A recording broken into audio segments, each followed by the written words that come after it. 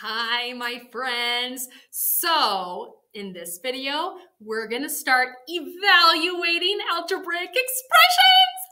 Okay, real quick, if you thought I was excited in the last video to start talking about algebraic expressions, stand back because now we're gonna start solving them.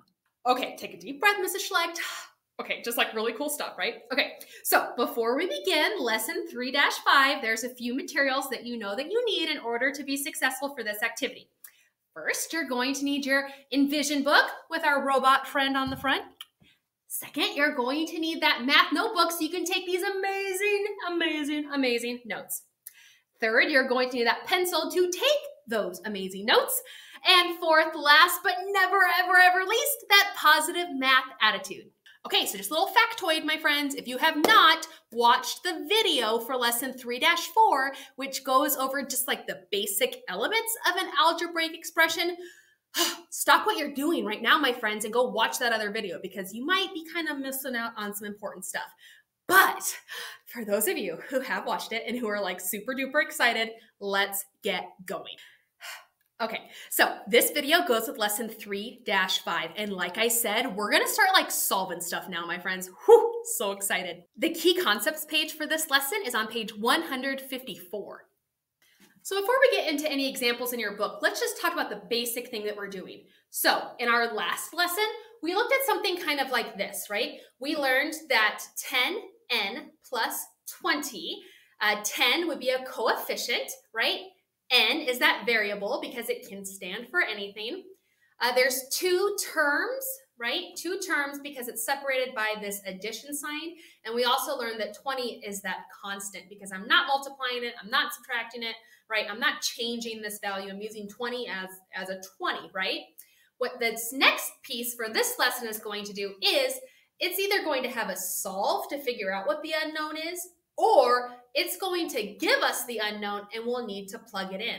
So for this example, 10n plus 20, that would be the same as saying 10 times 8 plus 20 equals, I don't know, how would that look?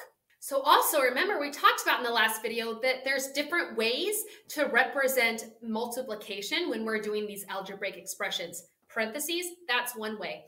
So it told us that n equaled 8. So all I did, my friends, was I just plugged in 8 wherever there was an n. So now I actually have 10 times 8 plus 20. And we know that 10 times 8 is 80 plus 20 would be 100. But let's say that I knew 100 was the answer and I was kind of trying to walk myself backwards to find out what n is. What you would do you would kind of just work backwards, like I said. So our last step was adding 20. Okay, our first step is going to be the opposite of adding 20, which is subtracting 20. So after we subtract 20 from 100, we get 80. And then this piece, right, that's all gone because we did that. So then we end up with just 10 times an unknown, 10 times n equals 80. And then how do we undo multiplication?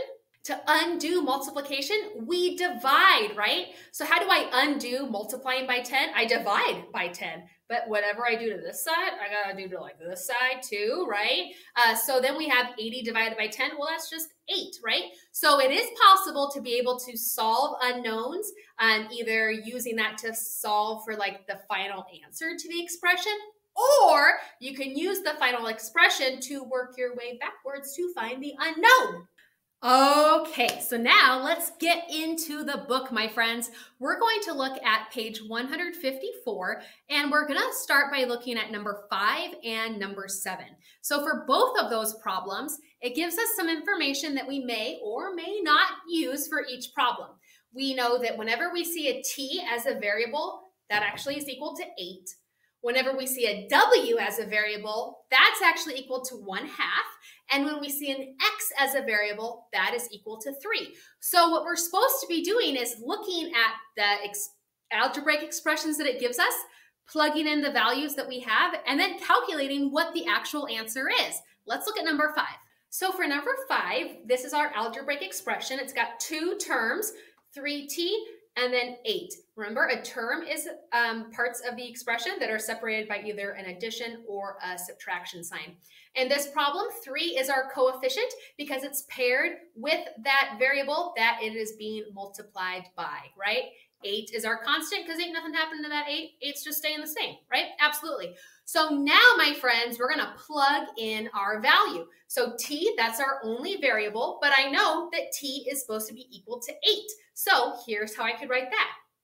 So all I did here, my friends, was I took t, and instead of writing our variable, since I knew what my variable was supposed to be, I just plugged it in, right? So now I have 3 times 8 minus 8. And remember our simple order of operations, my friends.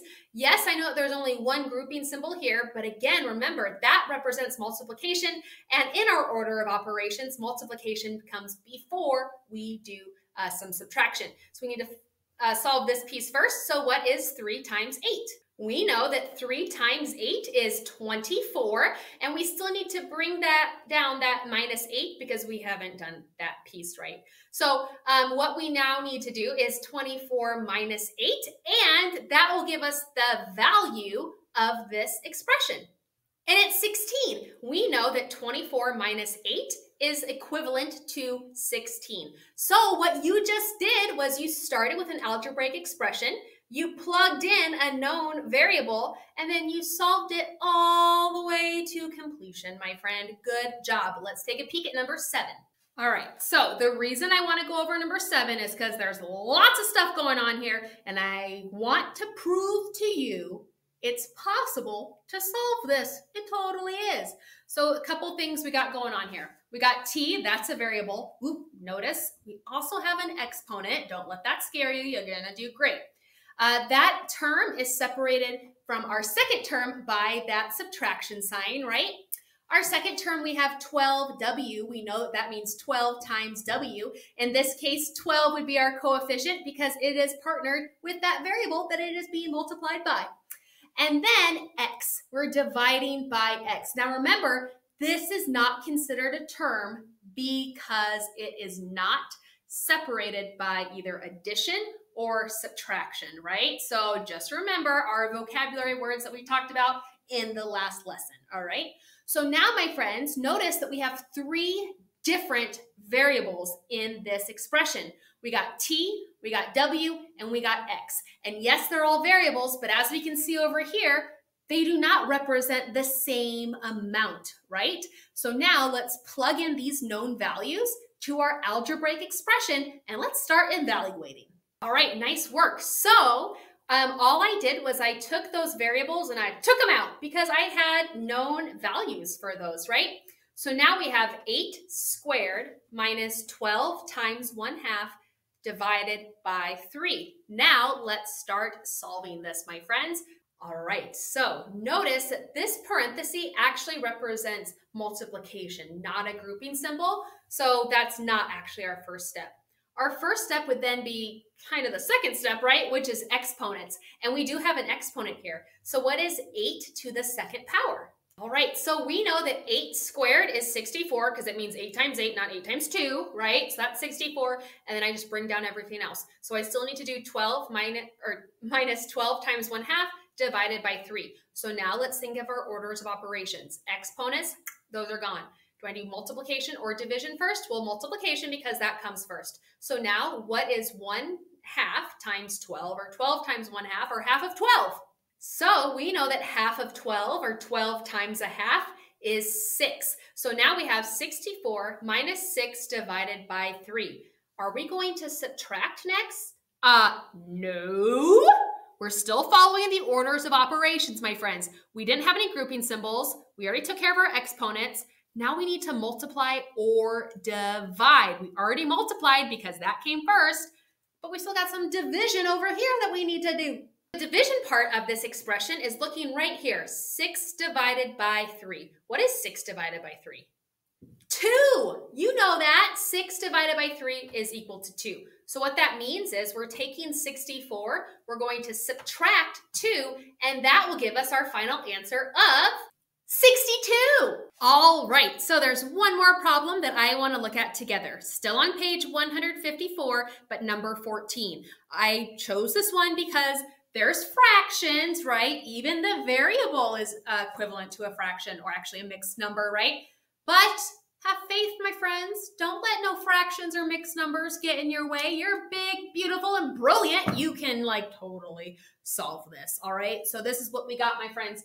We got 3/4 plus 4y divided by 3. And again, it already tells us what y is equivalent to. So now I'm just going to rewrite this algebraic expression with our known variable. All right, so have I changed the value of these expressions?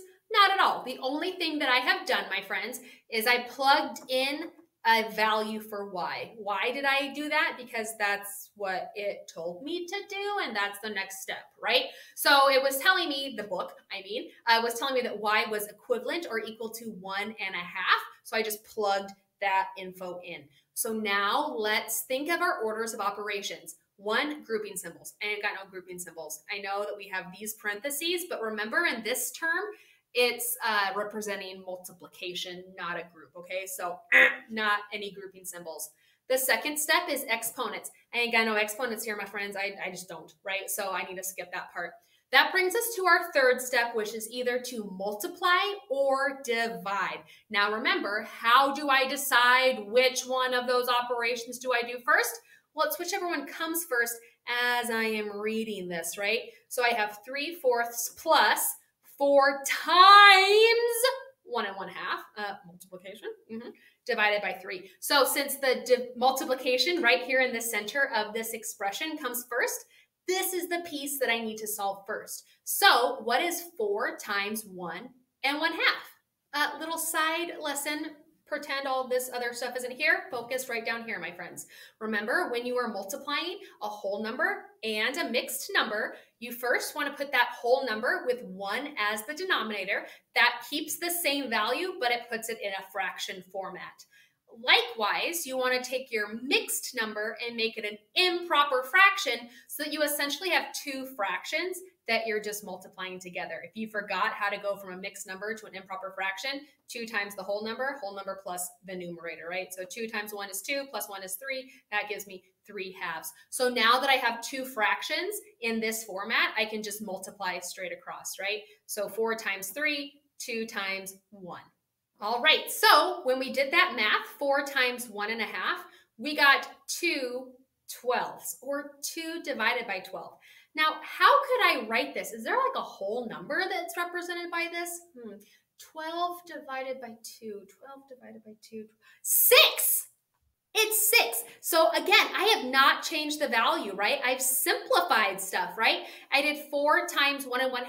That gave me 12 divided by 2. But we all know that 12 divided by 2 actually samesies with 6, right? So I used 6, and now I can start figuring the rest of this piece out. So I did my multiplication, all done with that. Do I have any division? Division right here. So let's think, what's 6 divided by 3? We know that 6 divided by 3 is 2, so I'm going to take that quotient and bring it down here, and the last piece of this algebraic expression that I need to do is add it with 3/4. So your final answer is 2 3/4. See? You dealt with fractions, you did some converting from mixed numbers to improper fractions and all that, and you did fabulous. Okay, my friends, so oh my gosh, so proud of you and doing so well with these algebraic expressions. I hope that you have had as much fun as I certainly have. And of course, if you have any other questions, just let me know.